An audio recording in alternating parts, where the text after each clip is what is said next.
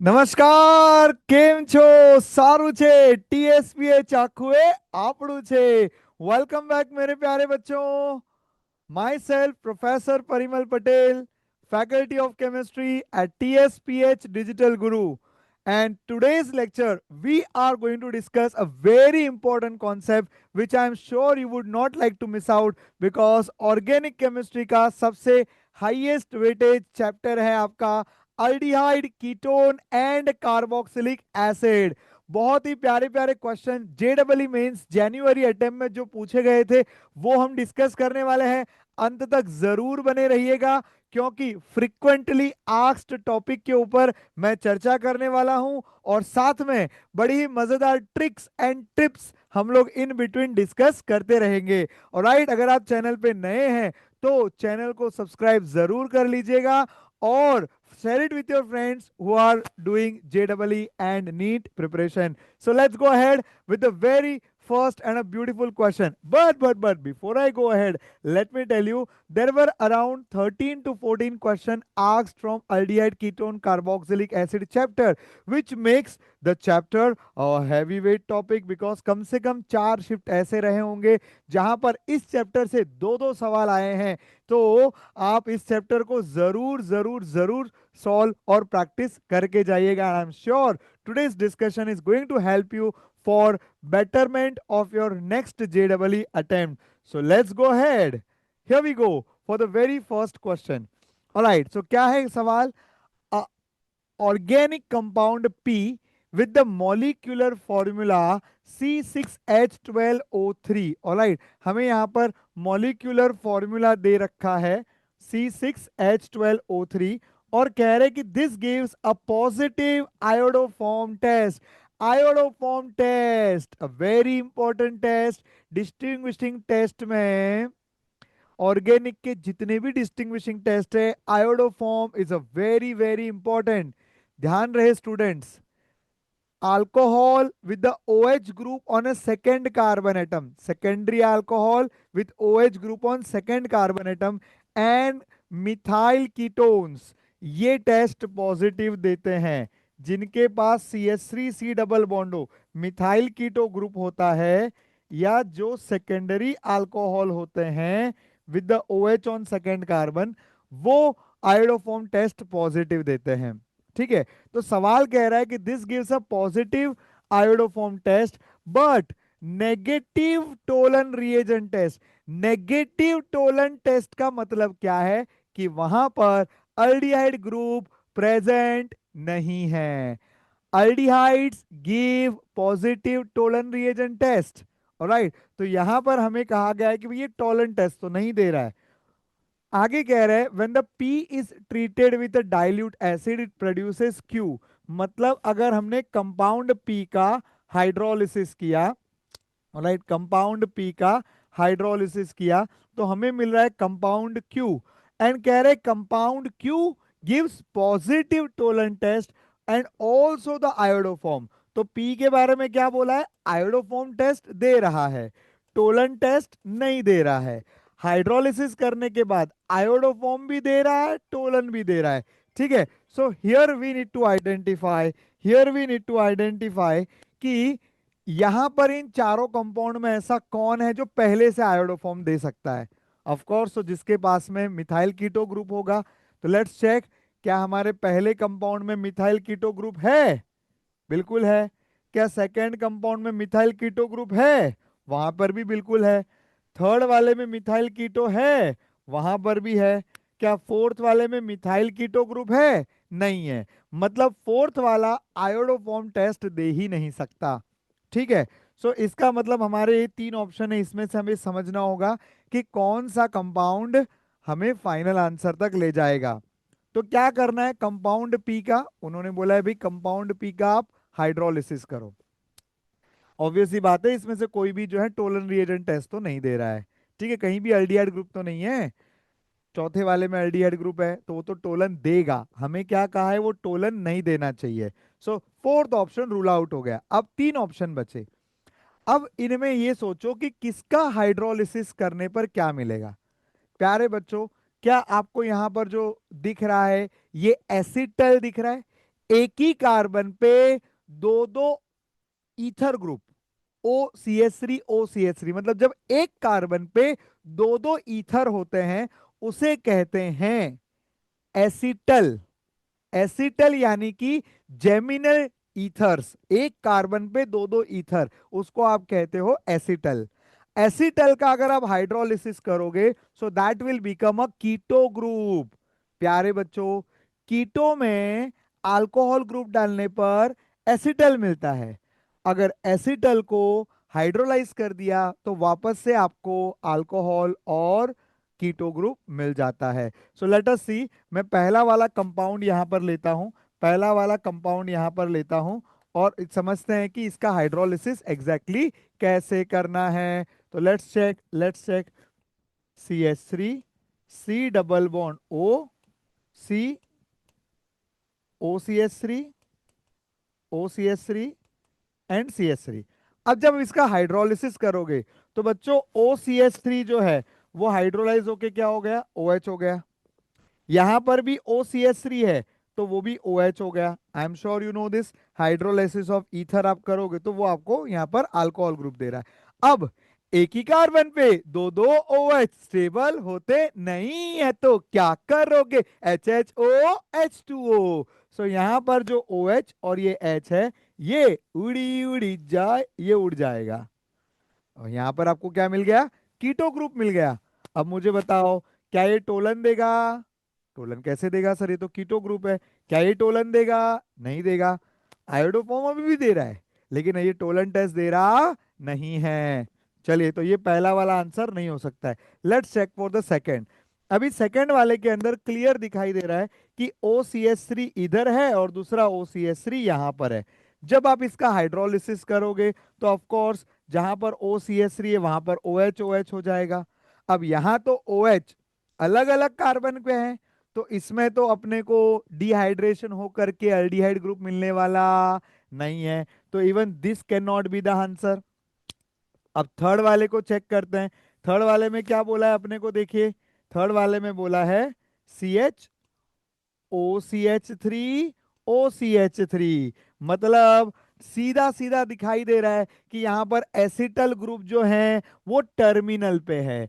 Alright, मतलब last में। तो यहां पर जब आप हाइड्रोलिसिस करोगे तो इधर OH आ गया, दोनों OH आ गए। अब एक ही कार्बन पे दो दो OH स्टेबल होते नहीं है तो क्या करोगे, HHO H2O। सो ये OH और ये OH यहां से बना देगा आपका कीटो ग्रुप, मतलब कि आपके पास अब अल्डिहाइड ग्रुप आ गया है और ये अब टोलन रिएजेंट टेस्ट दे सकता है। आयोडो फॉर्म तो वो दे ही पा रहा था। तो इस हिसाब से ये आपका फाइनल आंसर हो गया। ऑलराइट, ध्यान से इसको समझिए बच्चों कि अगर आपको एसिटल ग्रुप टर्मिनल पे दिया है तो ही अल्डिहाइड ग्रुप आने वाला था ना। So this is a shortest trick to solve this question. आपको यदि क्वेश्चन सॉल्व करना था, आपको मालूम है कि लास्ट में टोलन टेस्ट पॉजिटिव चाहिए। अगर टोलन पॉजिटिव चाहिए तो टर्मिनल पे आपको अल्डिहाइड ग्रुप तो लाना पड़ेगा ना। तो अल्डिहाइड ग्रुप कैसे आएगा, आप जो भी करोगे अगर टर्मिनल पे अल्डिहाइड ग्रुप आएगा तो ही आपका वो जो है कंपाउंड टोलन रिएजेंट टेस्ट दे पाएगा। So with that this becomes the final answer for the given question. I hope that was very doable question. तो इस तरह के अल्डिहाइड कीटोन के वेरी सिंपल क्वेश्चन पूछे जाते रहे हैं। आई एम श्योर आप थोड़ी प्रैक्टिस करोगे और बेसिक कॉन्सेप्ट समझोगे। जैसे कि आप जो है glycols, I mean sorry the acetals, acetal का हाइड्रोलिसिस करोगे तो आपको करस्पॉन्डिंग जो है अल्डिहाइड या कीटोन मिलते हैं। ध्यान रहे बच्चों, इंपॉर्टेंट टिप दे रहा हूं, एसिटल या कीटल का हाइड्रोलिसिस अल्कलाइन मीडियम में नहीं होता, सिर्फ एसिडिक मीडियम में होता है। और जेई नीट में इसके ऊपर भी सवाल पूछे गए हैं। Right, so I hope that helps. Will go for the next. अगला प्रश्न, ऑर्गेनिक केमिस्ट्री की अगर आप तैयारी कर रहे हो और नेम्ड रिएक्शन नहीं आते तो भैया बात बनने वाली नहीं है। लेकिन अगर आपने नेम्ड रिएक्शन को अच्छे से याद कर लिया so I am very sure, I am very sure आपके 4 मार्क्स पक्के हैं। बिकॉज नेम्ड रिएक्शन पर सीधे सीधे इस तरह के क्वेश्चन कई बार पूछे गए, जहां पर आपको सिर्फ मैच द कॉलम करनी है या फिर दिए हुए रिएक्शन को पहचानना है कि इसका नाम क्या है। So let's check this. H2PD204 palladium barium sulphate, सीधी बात है, this is Rosenmund reduction. Rosenmund reduction बच्चों असाइल क्लोराइड को अल्डिहाइड में कन्वर्ट करने के लिए आप जो रिएक्शन यूज करते हैं that is Rosenmund reduction. Then you have SnCl2HCl, बोले तो स्टैनस क्लोराइड दिल HCl। तो stannous chloride dil HCl is the condition for Stephen reaction. तो स्टीफन रिएक्शन की कंडीशन है, यहां पर क्या हो जाता है, आपका जो साइनाइड है उसको अल्डिहाइड ग्रुप में कन्वर्ट किया जाता है, and that's your Stephen reaction. Then you have a CrO2Cl2CH2 मतलब chromyl chloride. So chromyl chloride वाला जो रिएक्शन है दैट इज इटार्ड रिएक्शन, जिसका इस्तेमाल टोलुइन को बेंजाल्डिहाइड में कन्वर्ट करने के लिए होता है। मिथाइल ग्रुप का पार्शियल ऑक्सीडेशन कराना है। So that's called as a Etard reaction, CrO2Cl2। अगला है carbon monoxide plus HCl। Carbon monoxide plus HCl मतलब आप एक कार्बन ऐड करवा रहे हो, ये भी एल्डिहाइड की ही मेथड ऑफ प्रिपरेशन है और बड़ी ही स्ट्रेट फॉरवर्ड गेटरमैन कॉच फॉर्माइलेशन रिएक्शन, जहां पर आप बेंजीन को बेंज अल्डिहाइड में कन्वर्ट करते हो। नया कार्बन कार्बन बॉन्ड फॉर्मेशन यहां पर आपको होता हुआ नजर आएगा, जबकि यहां पर कोई नया कार्बन बॉन्ड नहीं बना है, मिथाइल ग्रुप का ऑक्सीडेशन हुआ है जो आपको CHO दे रहा है। बराबर, आई hope this was very clear. So always go through all the named reaction at a time. आप सारे नेम्ड रिएक्शन की एक लिस्ट बना लीजिए और उसको जरूर गो थ्रू कीजिए। सिमिलरली ऑर्गेनिक में अगर आप मास्टरी करना चाहते हो तो आपके पास डिस्टिंग्विशिंग टेस्ट की भी आप एक टेबल जरूर बना लीजिए कि आपके टोलन रिएजेंट टेस्ट, आपके बाकी जितने भी बाइकार्बोनेट टेस्ट हो गया, न्यूट्रल फेरिक क्लोराइड टेस्ट, तो हर एक अलग अलग फंक्शनल ग्रुप के स्पेसिफिक टेस्ट होते हैं। यदि ये स्पेसिफिक टेस्ट आपको आ जाएंगे तो आप जरूर इस तरह के क्वेश्चन सॉल्व कर सकते हैं। अगर आप चाहते हैं कि मैं एक ऐसा वीडियो बनाऊं जिसके अंदर सारे नेम्ड रिएक्शन हो तो मुझे जरूर कमेंट करके बताइएगा and we will make it available for you. Alright, let's go for the next question. अगला प्रश्न अगला प्रश्न अगेन यहां पर हमें कंडीशन को आइडेंटिफाई करना है, and here the conditions are not for named reaction but majority of them are you know okay, यहाँ नेम्ड रिएक्शन भी है एंड यहाँ पर टेस्ट के भी है, दोनों को मिला करके पूछा गया है। बहुत ही सुंदर और आसान प्रश्न। NH2NH2KOH मतलब हाइड्रोजीन और अल्कली आपने यूज किया है, तो of course this is nothing but Wolff Kishner reduction. Wolff Kishner reduction alkaline medium में कार्बोनिल का मिथिलीन कन्वर्जन करके देता है। कार्बोनिल ग्रुप को मिथिलीन में कन्वर्ट करना है तो आपके पास दो रास्ते हैं। एक है आपके पास में अल्कलाइन मीडियम वाला, जहां पर आप यूज करते हो NH2NH2KOH, this is called as Wolff Kishner reduction. Alright, Wolff Kishner reduction.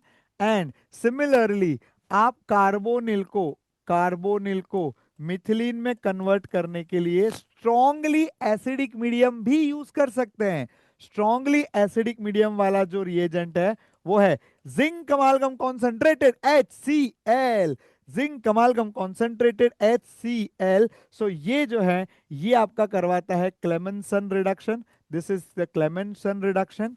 Then you have silver ammoniacal and alkaline condition, बराबर है, तो silver salt in the alkaline condition, that's obviously the reagent for your silver mirror test, that is nothing but Tollens reagent test। Alright, so आपका जो ये Ag ammonia complex है that is going to give nothing but what, Tollens reagent test का reagent हो गया। Alright, so as I said एक list जरूर बना लीजिए, सारे डिस्टिंग्विशिंग टेस्ट का पूरा एक लिस्ट, जो आपका हैंड रिटन होगा तो आप उसको जो है रिवीजन बड़ी आसानी से कर पाएंगे।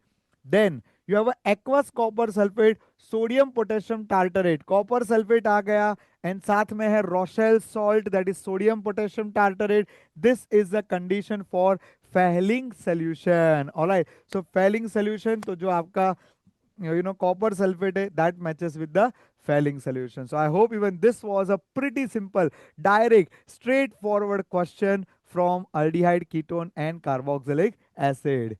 Let's check the next. The dibromo compound P of the molecular formula C9H10Br2 when heated with the excess of sodamide followed by treatment with dilute HCl give the compound Q. देखिए, इस तरह के question जब भी ये बच्चों पूछे जाते हैं तो कुछ बच्चों को कंफ्यूजन हो जाता है कि एग्जैक्टली क्या था, और उनको क्वेश्चन 2 से 3 बार पढ़ना पड़ता है.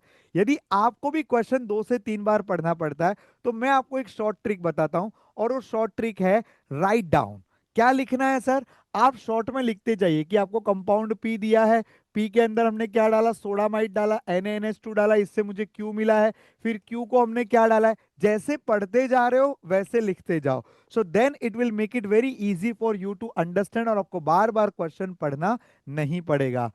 क्यू के बारे में उन्होंने दिया मर्क्यूरिक सल्फेट यूज किया है विद द डाइल्यूट H2SO4, मतलब ये Hg2+H+ वाली कंडीशन है जिससे हमें मिला है कंपाउंड आर. और उनका कहना है जो कंपाउंड आर है ये आयोडोफॉर्म टेस्ट पॉजिटिव दे रहा है और टोलन टेस्ट नेगेटिव दे रहा है. ठीक है, सो देखिए पूरा जो वर्ड प्रॉब्लम दिया था मैंने उसको इस तरह से यहां पर एक सीक्वेंस में लिख दिया जिसके कारण मैं कम से कम समय में इस क्वेश्चन को क्रैक कर पाऊंगा. ठीक है, सो अभी NaNH2 ये कंडीशन आपने कहां पढ़ी है? ऑर्गेनिक केमिस्ट्री में रिएजेंट याद करने के, कि NaNH2 हमने कहाँ यूज किया है. तो हाँ सर, NaNH2 तो हम लोग एलिमिनेशन के लिए यूज करते हैं, अल्काइन चैप्टर में यूज करते हैं. चेरी ऑन द केक, ऐसा कौन सा रिएक्शन है जहां पर आप मर्क्यूरस क्लोराइड और H2SO4 यूज करते हो? तो डेफिनेटली ये रिएक्शन कंडीशन जो है वो अल्काइन को अल्डिहाइड कीटोन में कन्वर्ट करने के लिए होती है. तो डेफिनेटली आपका कंपाउंड पी जो है वो ऐसा कंपाउंड होना चाहिए जो आपको अल्काइन दे सके. तो बच्चों अल्काइन कौन देगा? तो अल्काइन देते हैं जेमिनल विसिनल डाइहलाइड्स. जेमिनल विसिनल डाइहलाइड का एलिमिनेशन ही आपको अल्काइन दे सकता है. तो चलिए देखते हैं फर्स्ट वाला जो कंपाउंड हमें यहां पर दिया है. फर्स्ट वाला जो कंपाउंड दिया है यहां पर हमें बोला है ब्रोमो, ब्रोमो और इधर एक मिथाइल ग्रुप है. ठीक है, अभी आप ये सोचिए कि क्या यहां पर एक ही कार्बन पे दोनों ब्रोमीन है, मतलब ये जेमिनल डाइहलाइड हुआ. और जैसा मैंने कहा जेमिनल डाइहलाइड के अंदर एलिमिनेशन करने पर आपको अल्काइन मिल सकता है. तो डेफिनेटली दिस विल यील्ड, इसका कौन सा अल्काइन बनेगा? इसका अल्काइन बनेगा इस प्रकार, एलिमिनेशन होगा 2 बार और आपको अल्काइन मिल जाएगा. सो this is my compound Q. अब कंपाउंड क्यू का अगर मैं Hg2+H+ करवाऊंगा तो पहले इसमें वाटर ऐड होएगा और फिर इसका हो जाएगा इनोलाइजेशन, मतलब यहां पर OH और इसको H मिला, फिर क्या होएगा? Keto enol tautomerism. Enol tautomerism कैसे करना है? बड़ा आसान है. H उधर, डबल बॉन्ड इधर, मतलब आपका ये जो डबल बॉन्ड है ना, ये डबल बॉन्ड को, इस डबल बॉन्ड को आप वहां भेज दीजिए और ये जो H था उसको यहां भेज दीजिए. ये हो गया आपका कीटो इनोल टॉटोमेरिज्म.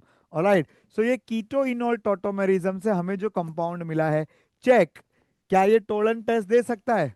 हाँ, क्योंकि यहां पर है मिथाइल कीटो ग्रुप. आप जानते हो methyl keto group iodoform test दे सकता है, तो ये आयोडोफॉर्म टेस्ट देगा. लेकिन क्या ये टोलन टेस्ट देगा?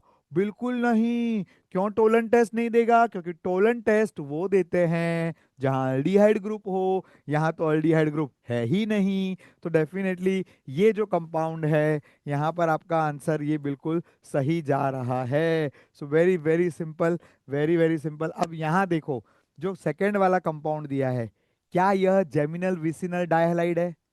हाँ सर, इधर ब्रोमो ब्रोमो बाजू बाजू में है बेटा, लेकिन ऑलरेडी अल्कीन है. अल्कीन का आप एलिमिनेशन कराओगे तो क्या मतलब वहां पर चौपल बॉन्ड आएगा? नहीं ना, सो that is not possible. Alright, और ये तो आपका जेमिनल डाइहैलाइड है ही नहीं, बराबर है। और यहाँ पर भी आप देखोगे तो एक टर्शरी कार्बन आ गया है, जिसके कारण क्या होगा, आप जब एलिमिनेशन एक बार करवाओगे तो सेकेंड टाइम एलिमिनेशन होकर के आपको अल्काइन मिल सकता नहीं है। क्या कार्बन 5 बॉन्ड थोड़ी ना बनाएगा। तो इस हिसाब से अगर आप देखोगे, सो ओनली वन जो है ऑप्शन वो आपका क्लियरली इसके अंदर जा रहा है। शॉर्ट ट्रिक एंड टिप्स इसके अंदर सीधी बात है, आपको कंपाउंड का ये जो आगे ये जो रिएजेंट लिखा रहता है ना, वो देख करके समझ में आना चाहिए कि कंपाउंड क्यू में कौन सा फंक्शनल ग्रुप है। Hg2+H+, तुझे देखा तो ये जाना सनम, यहाँ क्यू क्या रहेगा, अल्काइन रहेगा। तो अल्काइन रहेगा तो आपको तुरंत समझ में आएगा कि अल्काइन बनाना है तो डेफिनेटली आपके पास में जेमिनल विसिनल डाइहलाइड होने चाहिए, और जिससे आपको तुरंत आंसर ए आ जाएगा। समझ में आया? right, so that's the simple way to solve organic questions. Let's go to the next beautiful question. क्या कह रहा है सवाल? The compound A C8H8O2 reacts with the acetophenone to form a single product via cross aldol condensation. मतलब ये कोई तो भी कंपाउंड दे रखा है C8H8O2, और वो कह रहे हैं कि उसको एसीटोन के एसीटोफिनोन के साथ में रिएक्ट करवाया है, और हमें क्रॉस अल्डोल कंडेंसेशन में सिर्फ एक ही प्रोडक्ट दे रहा है। Alright, the compound A on reaction with the concentrated NaOH, मतलब ये जो ए वाला जो कंपाउंड है उसका, पहले तो मैं लिख देता हूं जैसे मैंने आपको ये रास्ता बताया था कि एसीटोफिनोन के साथ में रिएक्ट करवाने पर वो अपने को क्या दे रहा है, एक प्रोडक्ट दे रहा है क्रॉस अल्डोल होने की वजह से। ठीक है, दूसरा क्या कह रहा है, compound A on reaction with the concentrated NaOH forms benzyl alcohol as one of the product. Substituted benzyl alcohol, मतलब ए रिंग पे कुछ तो रहेगा और बेंजाइल अल्कोहल है। अब ऐसे क्वेश्चन को सॉल्व करने के लिए आपको आनी चाहिए कंडीशन। अगर आपको कंडीशन याद है तो क्वेश्चन इजीली क्रैक हो जाएगा। कॉन्सेंट्रेटेड NaOH किसी अल्डिहाइड या कीटोन को, देखो ये बात तो पक्की थी कि अल्डोल कंडेंसेशन करवाया है तो जो कंपाउंड ए है या तो अल्डिहाइड होगा या तो कीटोन, कुछ तो होगा। अल्डिहाइड कीटोन होगा तभी तो अल्डोल कंडेंसेशन में जा रहा था ना। अब उसको आगे रिएक्शन करवाया है कॉन्सेंट्रेटेड NaOH के साथ। बच्चों concentrated NaOH aldehyde ketone, concentrated NaOH यही कीवर्ड है। ये कीवर्ड बताता है कि रिएक्शन कैनिजारो रिएक्शन है।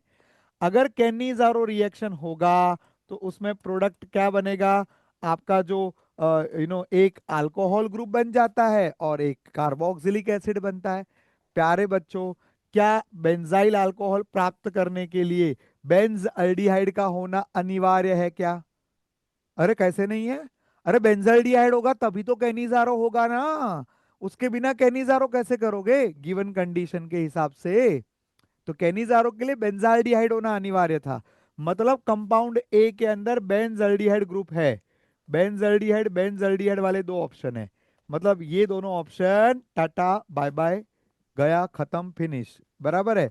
अब क्या बचा है, बेंजाल्डिहाइड बेंजाल्डिहाइड। अब एक ऑप्शन है 4 हाइड्रोक्सी बेंजाल्डिहाइड, दूसरा ऑप्शन है 4 मिथॉक्सी बेंजाल्डिहाइड। वो कैसे तय करेंगे? सीधी बात है यार, पहले ही बोल दिया था कि कंपाउंड में कितने कार्बन हैं, C8, मतलब 8 कार्बन हैं। अगर मैं बेंजीन के कार्बन गिनूं तो 6, ये वाला कार्बन हो गया 7, that means there is one more carbon required. तो ऑब्वियसली 4 पे हाइड्रोक्सी रखोगे तो कार्बन कैसे मिलेगा, 4 पे आपको क्या रखना पड़ेगा, मिथॉक्सी। 4 पे अगर मिथॉक्सी ग्रुप होगा तभी तो जाकर के वो आपको करस्पॉन्डिंग करस्पॉन्डिंग कंपाउंड दे पाएगा, राइट। सो इसके हिसाब से 4 methoxy benzaldehyde would be the final answer for the given question. I hope this helped you. Cannizzaro reaction, again I would say cross aldol Cannizzaro, आप रिएक्शन की कंडीशन देख करके अगर उसे पहचानना सीख गए तो आपके लिए ऑर्गेनिक बहुत ही आसान हो जाती है। ऑलराइट, चलिए let's go for the next question. अगला प्रश्न, the correct sequence of the reagent for the above conversion from X to Y is. देखिए हमें कंपाउंड एक्स दे रखा है, कंपाउंड एक्स दे रखा है। ओके, इधर है ब्रोमो, इधर है सी एच थ्री, और पूछा गया है कि हम ऐसा क्या करें, हम ऐसा क्या करें कि जिसके कारण हमें यहाँ पर सी ओ ओ एच ग्रुप मिल जाए। Alright, alright. सो ऐसे क्वेश्चन के अंदर आपको one by one option check करने पड़ेंगे, या आप थोड़ा सा इसमें कॉमन सेंस लगा सकते हो कि at the end of the day आपको मिथाइल ग्रुप कार्बोक्सिलिक ग्रुप में कन्वर्ट होकर के चाहिए। ऑलराइट, अगर आपको कार्बोक्सिलिक ग्रुप चाहिए मतलब ऑक्सीडेशन तो करवाना पड़ेगा, so you will need oxidising agent. So आपको गिवन ऑप्शन में ये देखना होगा कि ऑक्सीडाइजिंग एजेंट कहाँ यूज किया है। अगर आप पहले में देखो तो ऑक्सीडाइजिंग एजेंट जोन्स रिएजेंट है। I am sure you know what is Jones reagent, it is the chromic oxide with the H2SO4। Alright, so that's the Jones reagent. तो जोन रिएजेंट यहां पर भी है, जोन्स रिएजेंट यहां पर भी है, हॉट KMnO4 वो भी ऑक्सीडाइजिंग एजेंट है, वो भी है। मतलब चारों ऑप्शन में ये है। तो ये स्मार्ट ट्रिक हमारी यहां पर काम नहीं की, will have to check one by one. तो चलिए चेक करते हैं पहले ऑप्शन से। पहला ऑप्शन बोल रहा है B2H6H2O2। B2H6H2O2 is a condition to convert alkene to primary alcohol. हमारे पास यहां अल्कीन है क्या? अल्कीन है ही नहीं। तो इस कंपाउंड को आप B2H6 से ट्रीट करके क्या करोगे? कुछ नहीं हो सकता। तो पहला ऑप्शन यहीं पर रूल आउट हो जाता है, सीधा पहली कंडीशन पढ़ते ही उसको उड़ा दिया। जब अल्कीन है ही नहीं तो B2H6 क्या करोगे, है ना? बट देखिए इसके लिए आपको यह आना चाहिए कि B2H6 अल्कीन से प्राइमरी अल्कोहल बनाने के लिए यूज करता है, ठीक है, मतलब एंटी मार्कोनिकॉफ वाला अल्कोहल बनाने के लिए यूज होता है। अगला क्वेश्चन, अगला ऑप्शन बोलता है NaOET। NaOET मतलब एक स्ट्रॉन्ग बेस। स्ट्रॉन्ग बेस का काम क्या होता है? एलिमिनेशन करवाना। तो वो यहाँ पर ब्रोमो को एलिमिनेशन जब करवाएगा, सो ब्रोमो और CH3 एलिमिनेशन करवाएगा। So first you will get, okay, अगर हम लोग ये पाथ को फॉलो करते हैं तो first you will get an alkyne. ठीक है, चलो अल्कीन मिला। फिर क्या बोल रहे हैं? अब B2H6H2O2 करो। अब अगर हम लोग B2H6 करते हैं तो क्या अल्कीन के अंदर हम लोग B2H6 कर सकते हैं? बिल्कुल कर सकते हैं। तो अल्कीन का जब B2H6 करोगे तो you will get a primary alcohol. अब आपको आगे क्या बोला? अब जोन्स रिएजेंट करो। सीधी बात है भाई, अगर प्राइमरी अल्कोहल है, अगर आपने इसको ऑक्सीडाइज किया so that is going to give you carboxylic acid, because alcohol का ऑक्सीडेशन अल्डिहाइड देता है, अल्डिहाइड का फर्दर ऑक्सीडेशन होके रहता है जो आपको कार्बोक्सिलिक एसिड देगा। सो क्या मतलब, यहाँ पर जो आपका प्राइमरी अल्कोहल है ये कार्बोक्सिलिक एसिड में कन्वर्ट हो जाएगा। Alright, so this second one would be the final answer for the given question. है ना आसान? वहीं पर अगर आप ऑप्शन थ्री को करते तो क्या होता, चलिए ये भी मैं आपको बता देता हूं, जस्ट आपके समझ के लिए। ओके, अगर आप पहले एक्वस NaOH से ट्रीट करते तो ब्रोमो की जगह पे आ जाता अल्कोहल ग्रुप। फिर जोन्स रिएजेंट करते हैं तो क्योंकि ये सेकेंडरी अल्कोहल है और सेकेंडरी अल्कोहल का ऑक्सीडेशन एल्डिहाइड कीटोन देता है, तो यहाँ पर कीटोन ग्रुप आ जाता। ठीक है, सो आपका NaOH फिर जोन रिएजेंट और फॉलोड बाय हाइड्रोलिसिस। सो इसमें तो कोई सेंस नहीं बन रही है, अगर आपको कीटोन मिल चुका है अब हाइड्रोलिसिस करके क्या मतलब है, right? So I think this is very much clear how to approach this kind of question. So we'll go for the next question. अगला प्रश्न हमारे स्क्रीन पर ये रहा, which of the following statement are true about the haloform reaction? Haloform test, iodoform test, as I always say is one of the most important test. So पहला क्या बोल रहा है? Sodium hypochlorite react with the KI to give KOI। मतलब अगर मेरे पास NaOCl है, हाइपोक्लोराइट, ऑलराइट, NaOCl है, अगर वो रिएक्ट करता है KI के साथ में, so that's going to give me KOI and NaCl। बिल्कुल सही यहाँ पर, बराबर, बिल्कुल सही। आपका जो पोटेशियम हाइपो आयोडाइड है वो NaOCl के मुकाबले ज्यादा स्टेबल कंपाउंड है, तो वो इस तरह से आप कहते हैं ना डबल डिस्प्लेसमेंट, जो आप बचपन से करते थे ना, बराबर बचपन से आप करते थे डबल डिस्प्लेसमेंट, वैसा ये NaOCl है और ये Ki है। आई इधर आ गया, ऑलराइट। और सॉरी, माय मिस्टेक। आप जो क्या बोलते हैं, ऑक्सीजन जो है वो क्लोरीन की जगह पे आयोडीन के साथ जाना पसंद करेगा। So it's not a simple double displacement. Very beautiful question. It's not a simple double displacement. Alright, it will form potassium hypoiodide, but let's say in case you didn't know that, okay, आप इसके बारे में sure नहीं थे, तो क्या हम बाकी ऑप्शन से इसको सॉल्व कर पा रहे हैं? आइए चेक करते हैं। सो पहला वाला स्टेटमेंट वैसे तो सही है, but let's say in case we don't know, let's check the next four. KOI is a reducing agent, absolutely गलत है भाई। हाइपो आयोडाइट या हाइपोक्लोराइट, जो भी आपके ये वाले कंपाउंड होते हैं, KOI, NaOI, जो आपके आयोडोफॉर्म रिएक्शन के लिए यूज होते हैं, of course iodoform test is an oxidation reaction. जिनके पास ऑक्सीजन होते हैं they are commonly oxidising agent.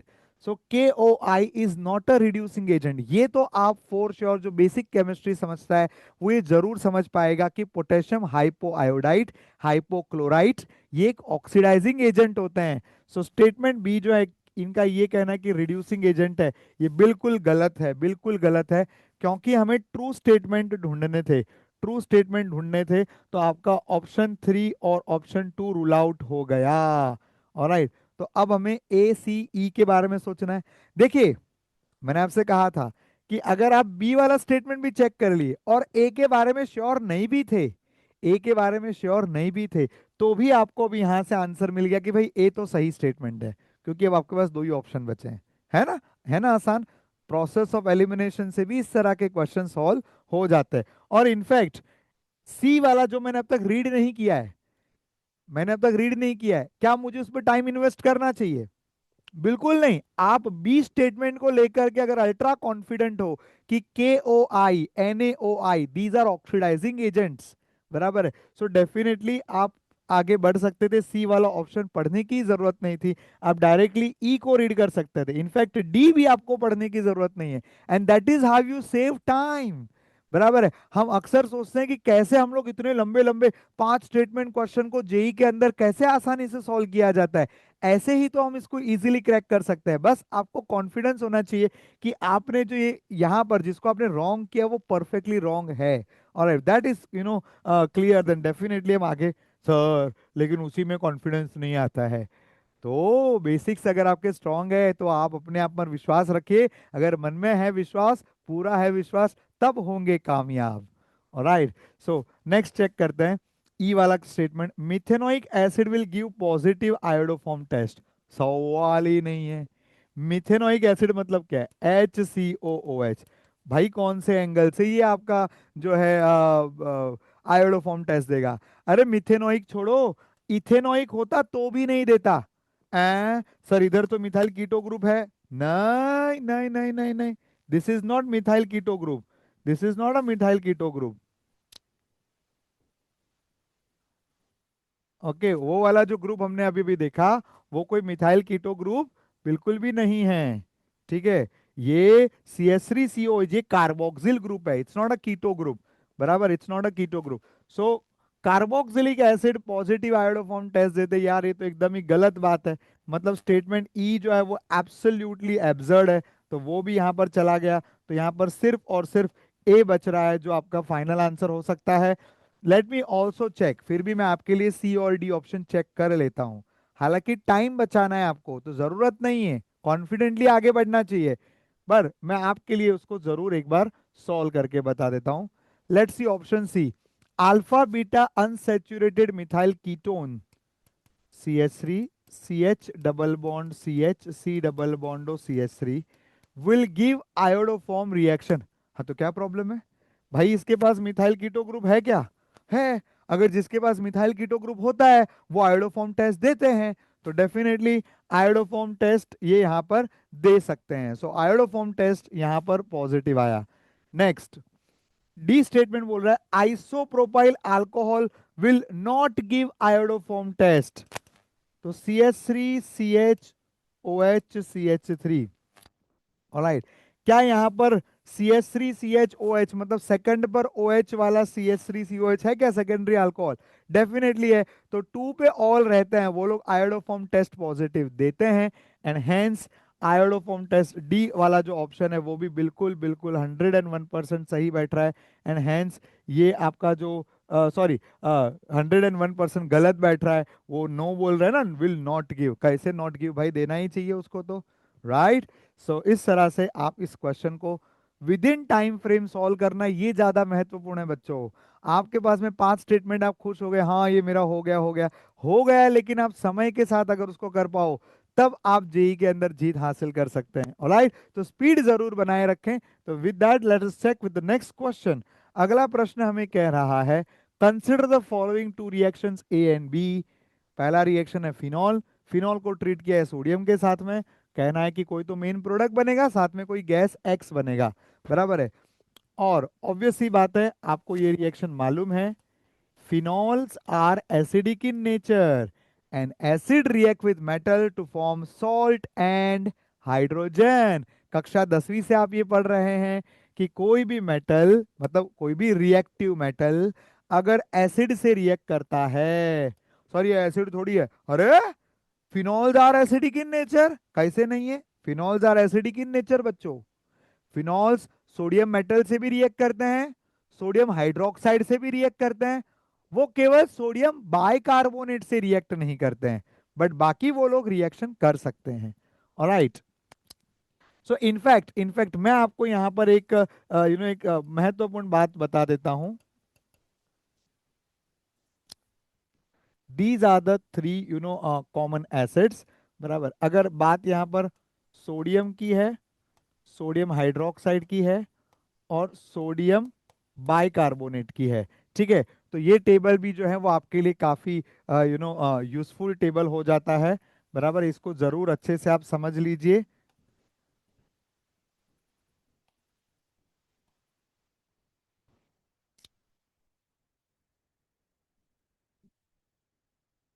Alcohol, phenol and carboxylic acid की केमिस्ट्री को समझने के लिए ये टेबल बड़ा ही यूजफुल हो जाता है। अब यहां पर देखिए, अगर रिएक्शन हम लोग सोडियम मेटल, सोडियम हाइड्रोक्साइड और सोडियम बाइकार्बोनेट के साथ कंसीडर करें, सो कार्बोक्सिलिक एसिड सोडियम मेटल से भी रिएक्ट करेगा, सोडियम हाइड्रोक्साइड से भी रिएक्ट करेगा, और सोडियम बाइकार्बोनेट से भी रिएक्ट करेगा। लेकिन अगर मैं फिनॉल की बात करूं, तो फिनॉल सोडियम मेटल से जरूर रिएक्ट करता है, NaOH से भी रिएक्ट करता है, बट ये सोडियम बाइकार्बोनेट के साथ रिएक्ट नहीं करता। और अगर मैं बात अल्कोहल की करूं, तो अल्कोहल सोडियम मेटल से जरूर रिएक्ट करेगा, लेकिन वो NaOH और NaHCO3 इन दोनों के साथ रिएक्ट नहीं करता। So this table is very very important to understand the acidity of carboxylic acid, phenol and alcohol. I hope this helps. Alright, तो इसको है ना आप अच्छे से याद कर लो। अगर ये चीज आपको क्लियर रहेगी ना, तो देखो इस तरह के क्वेश्चन आप चुटकियों में सॉल्व कर देते। अब क्योंकि यहाँ फिनॉल बोला है, सोडियम मेटल से आप रिएक्ट करवा रहे हो, तो डेफिनेटली यहाँ पर क्या होगा, फिनॉल का बन जाएगा salt, that is sodium phenoxide, और साथ में लिबरेट होगा कौन सा gas, hydrogen gas. Alright, so hydrogen gas यहाँ पर रिलीज होगी। So here you will get hydrogen gas. Now the next reaction is benzoic acid react with the sodium bicarbonate, bicarbonate यानी कि बेकिंग सोडा। तो baking soda के साथ कौन सी gas liberate होती है, CO2 गैस, है ना, बचपन से पढ़ते हैं जो लाइम वाटर को मिल्की बनाता है ना, CO2 गैस। तो हाइड्रोजन गैस लिबरेट हुई, CO2 गैस लिबरेट हुई। क्वेश्चन क्या पूछा है, numerical value of the molar mass of H2 and CO2, दोनों के मोलार मास को हमें इकट्ठा करके पूछा है।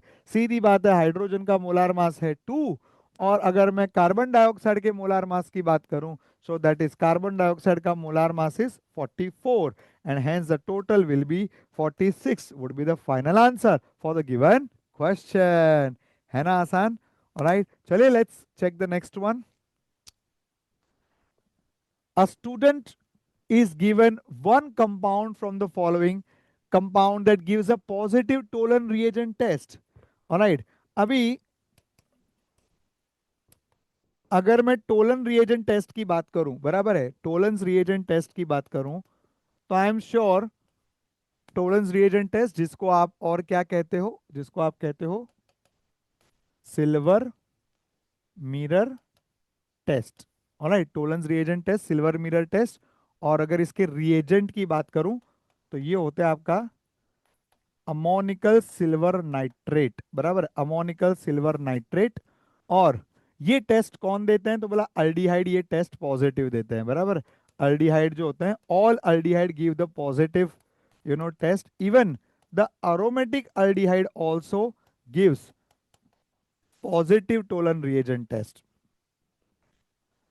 अगर मैं बात कर रहा हूं, अगर मैं बात कर रहा हूं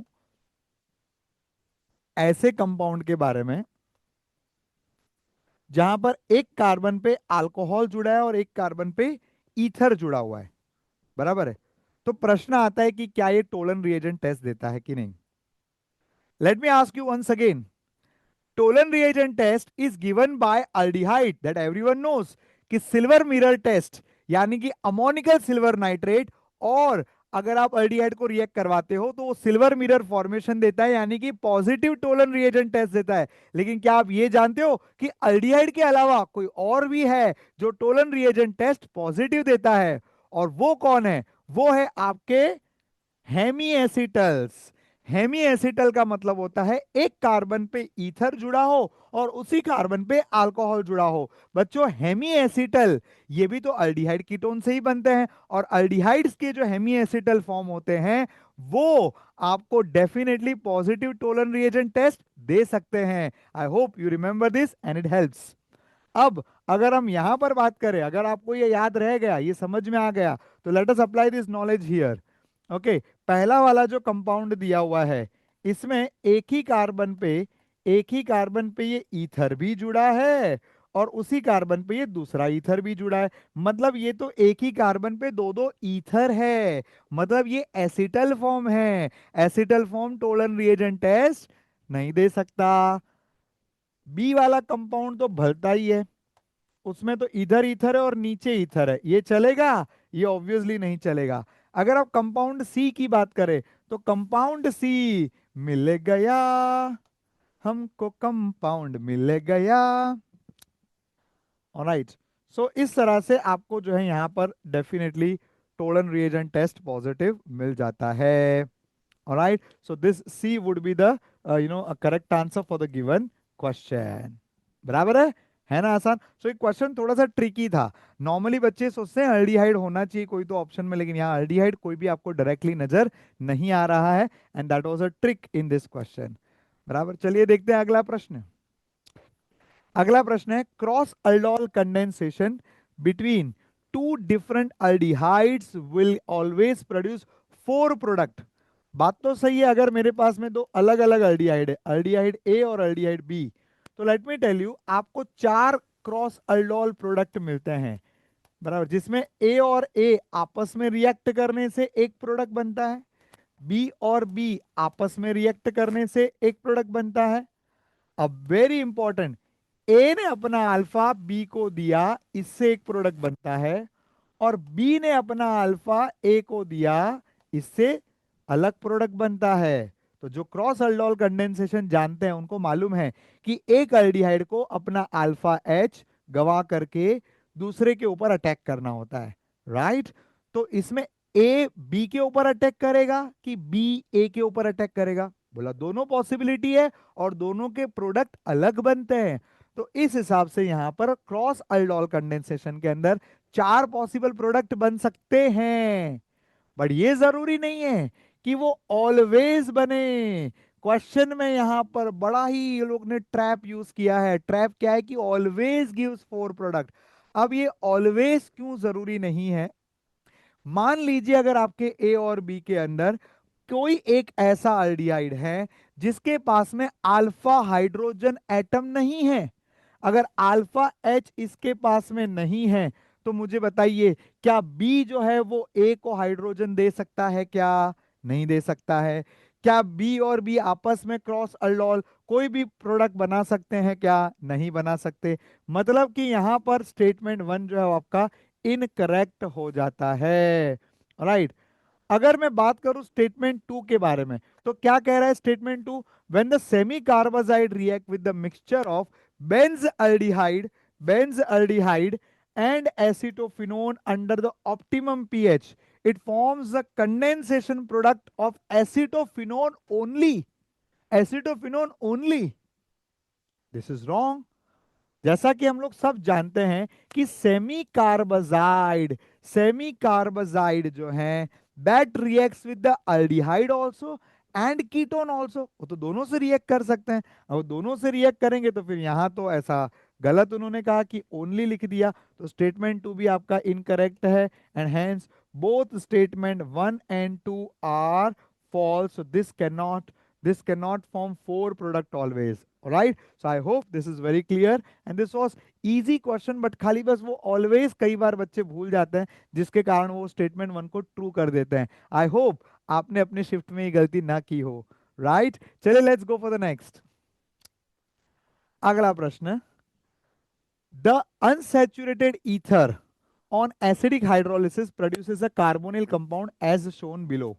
ठीक है, हमें यहाँ पर एक ईथर दिया हुआ है, देख लेते हैं कौन सा ईथर। मैं आपके लिए इसको बना देता हूं।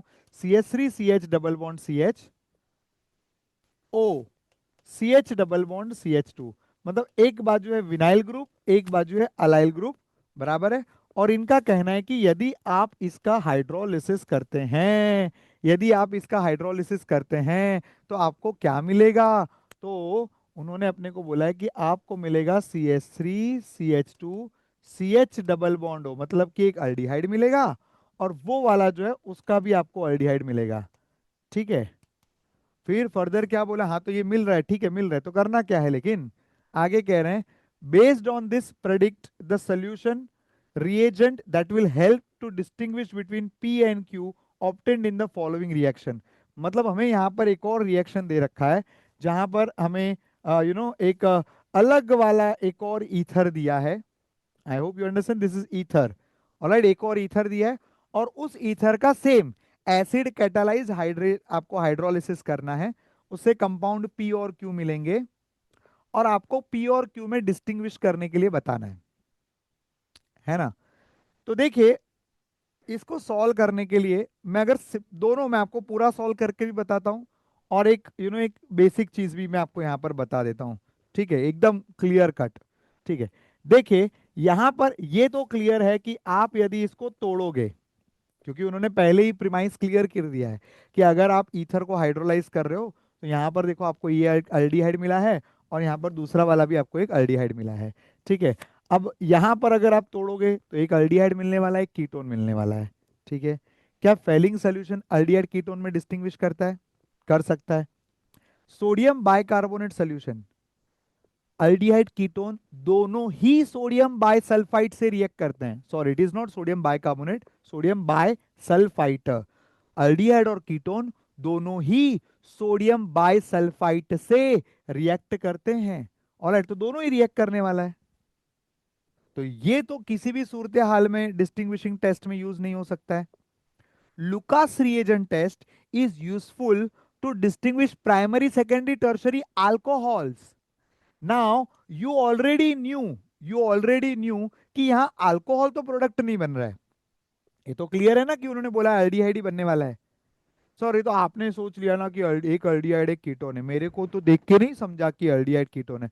हाँ, मैं उसी उसी हिसाब से तो बता रहा हूं कि मान लो आपको नहीं मालूम है अल्डिहाइड कीटोन है, forget about the question entirely. खाली इतना याद रखो कि डिस्टिंग्विश के लिए कौन काम करेगा। फैलिंग डिस्टिंग्विश कर सकता है, अल्डिहाइड कीटोन को डिस्टिंग्विश कर सकता है। सोडियम बाइसल्फाइड डिस्टिंग्विशिंग टेस्ट में कभी यूज नहीं होता है।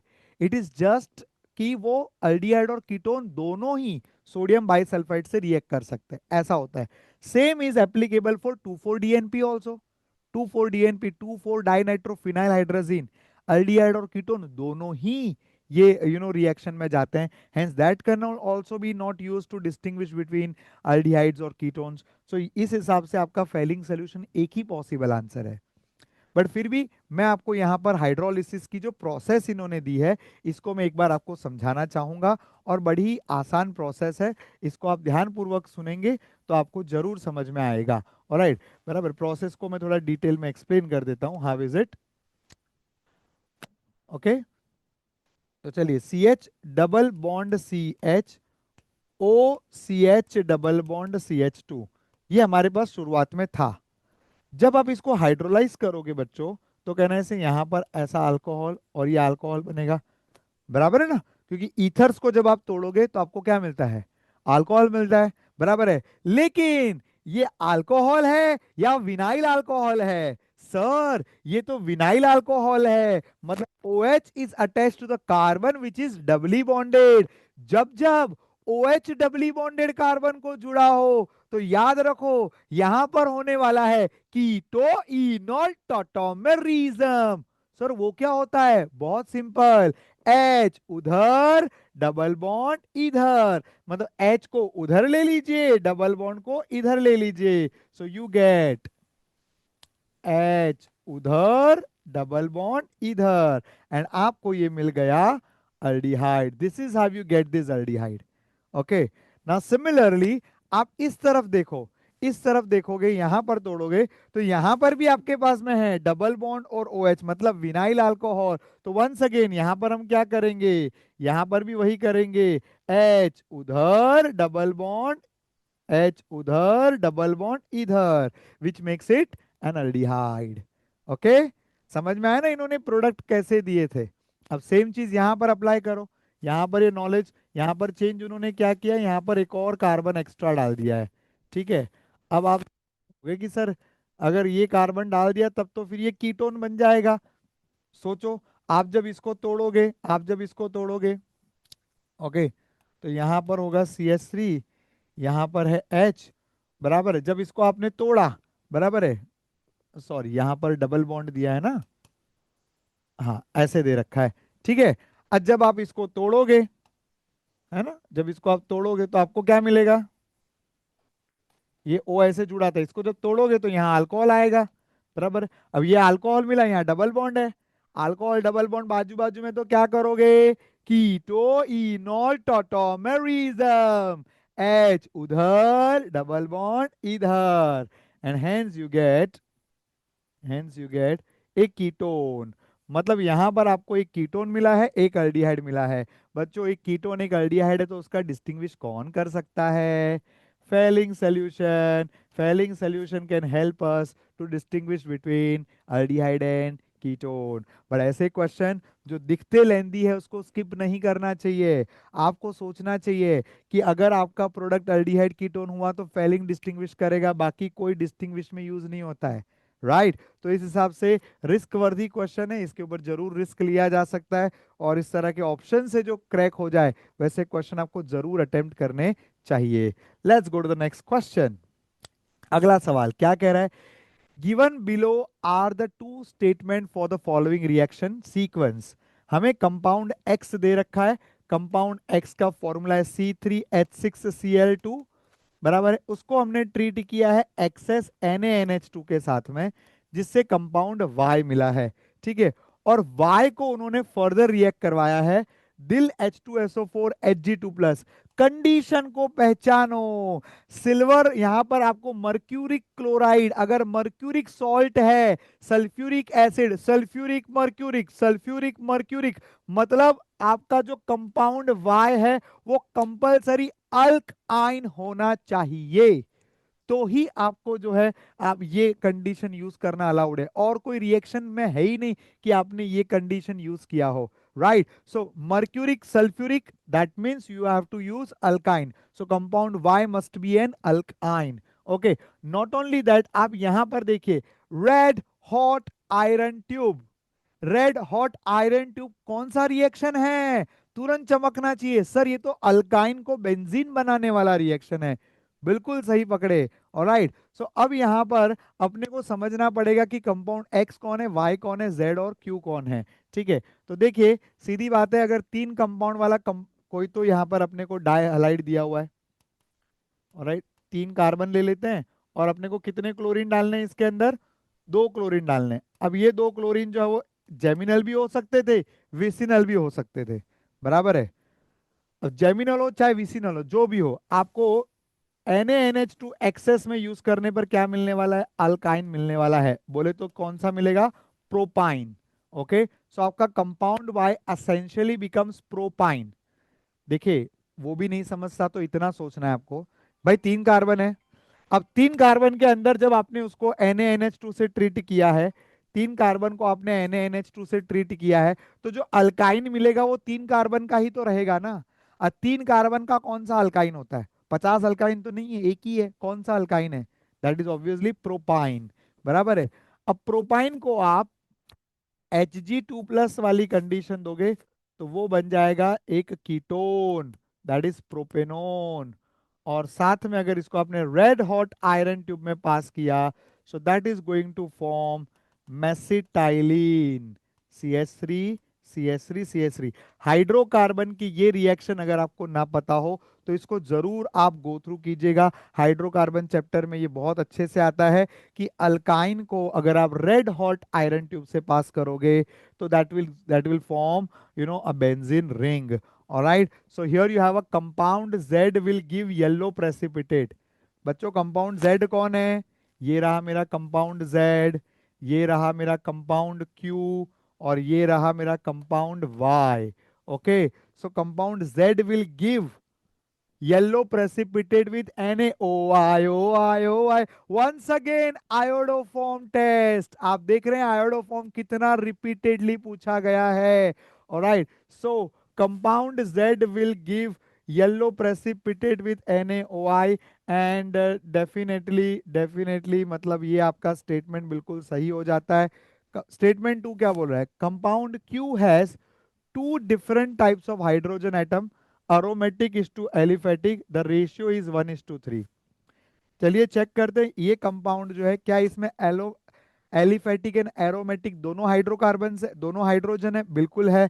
आप चेक कीजिए, ये तीन हाइड्रोजन तीन हाइड्रोजन तीन हाइड्रोजन, मतलब टोटल कितने हाइड्रोजन हो गए? 9।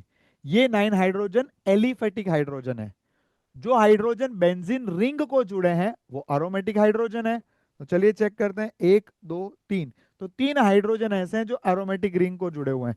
तो तीन हाइड्रोजन एरोमेटिक रिंग वाले, 9 हाइड्रोजन एलिफेटिक वाले। सो कुल मिलाकर के रेशियो कितनी आ गई? 1:3। बोले तो 1:3। Right, so that's again a correct statement. मतलब कि statement one and statement two both are correct for the given question. बच्चों, अगर आपको ये डिस्कशन मदद कर रहा है, आपको लग रहा है कि हाँ यहाँ पर कॉन्सेप्ट बिल्डिंग हो रही है, एक अच्छा रिवीजन आपको मिल रहा है, जेई के नेक्स्ट अटेम्प्ट के लिए आपकी अच्छी तैयारी है, तो चैनल को आप जो है फॉलो जरूर कीजिएगा। आई एम श्योर आपको जितने भी हम लोग लेक्चर्स लेकर के आएंगे उससे आपके नॉलेज के अंदर वृद्धि आपको देखने जरूर मिलेगी।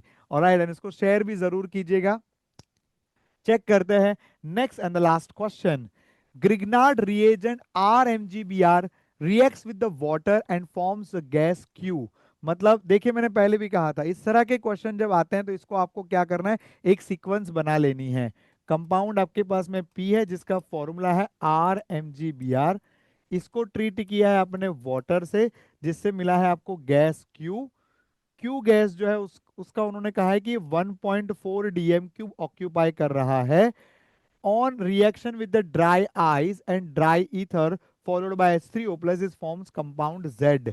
ओके, मतलब अगर इसको मैंने रिएक्ट करवाया है CO2 और H3O प्लस के साथ में, सो that is giving me compound Z। Okay, और पूछा है 0.1 मोल ऑफ कंपाउंड Z का वजन कितना होगा। Alright, so let us decode this particular reaction. Okay, तो देखिए यहां पर ये तो क्लियर है कि ये अपना ग्रिग्नार्ड रिएजेंट है।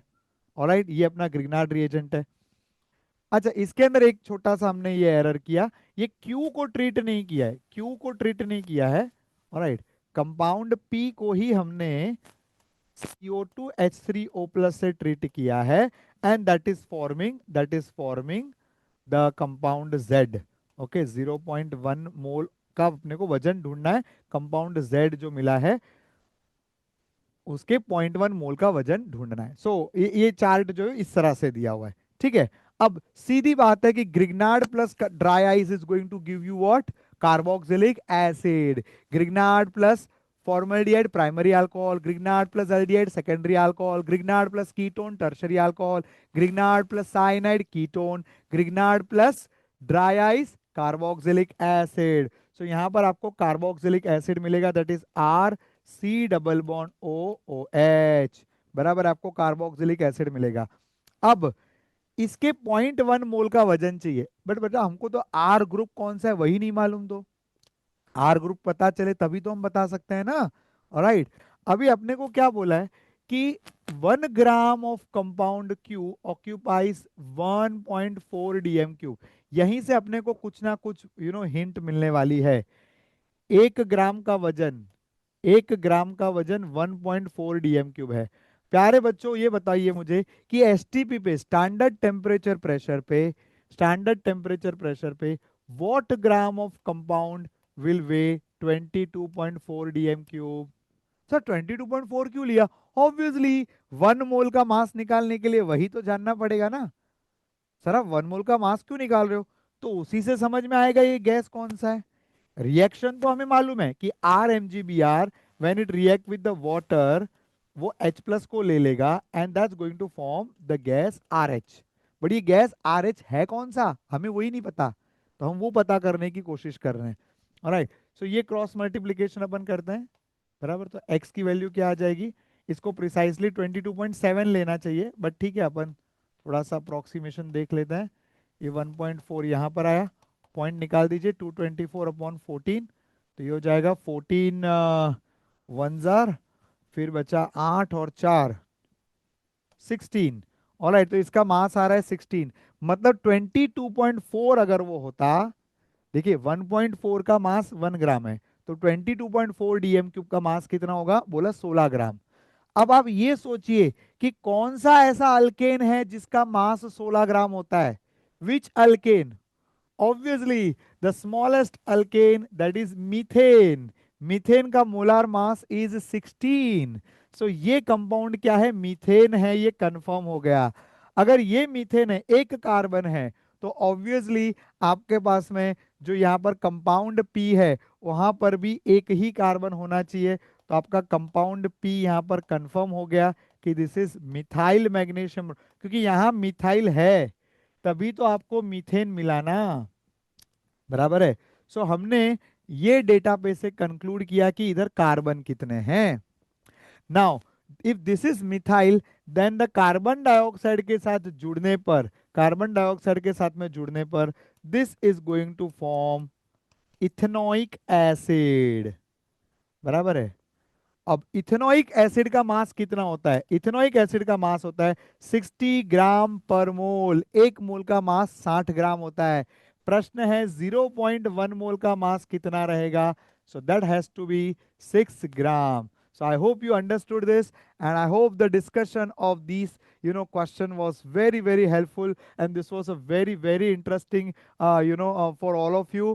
आप इसी तरह से अपना प्यार दिखाते रहिए, हमारे साथ जुड़े रहिए, और अंत सेकंड में कहूंगा चैनल को सब्सक्राइब जरूर कर लीजिएगा। हमारी प्लेलिस्ट इसके साथ जुड़ी हुई है आपके डिस्क्रिप्शन बॉक्स में, हमारे टेलीग्राम चैनल का लिंक भी आपके डिस्क्रिप्शन बॉक्स में मिल जाएगा, तो वहां से आप सारे इस सोल्यूशन को अगर एक्सेस करना चाहते हैं उनकी पीडीएफ को, तो आपको हमारे टेलीग्राम चैनल पे भी वो सारी चीजें मिल जाएगी। तो वंस अगेन मैं कहूंगा चैनल को फॉलो जरूर करते रहेगा, बहुत अच्छी पढ़ाई करो, बहुत आगे बढ़ो। धन्यवाद, थैंक यू वेरी मच।